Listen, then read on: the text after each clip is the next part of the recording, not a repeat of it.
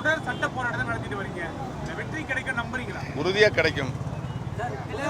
அப்படித்தான் புரட்சித் தலைவர் எம்ஜிஆரும் புரட்சித் தலைவர் மாண்புமிகு அவரும் இந்த கழக சட்ட விதியின்படி தான் 50 ஆண்டு காலம் இந்த இயக்கத்தை உருவாக்கி வளர்த்தெடுத்தார்கள்.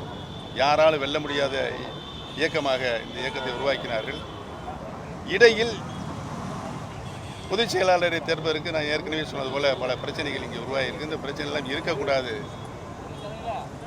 அது மாண்புமிகு புரட்சித் தலைவர் எம்ஜிஆர் அவர்கள் கழகத்தினுடைய தொண்டர்களுக்கு வாக்கப்பட்ட ஒரு உரிமை, அடிப்படை உரிமை. இந்த இயக்கத்தினுடைய உயிர் நாடியாக இரத்த நாளங்களாக இருப்பவர்கள் அந்த தொண்டர்கள். அந்த தொண்டர்களுக்கு பொதுச் செயலாளரை தேர்ந்தெடுக்கின்ற உரிமையை புரட்சித் தலைவர் வழங்கியிருக்கிறார்கள். இதை பறிப்பதற்கு யாருக்கும் உரிமை கிடையாது என்பதை தெரிவித்துக் கொள்கிறேன்.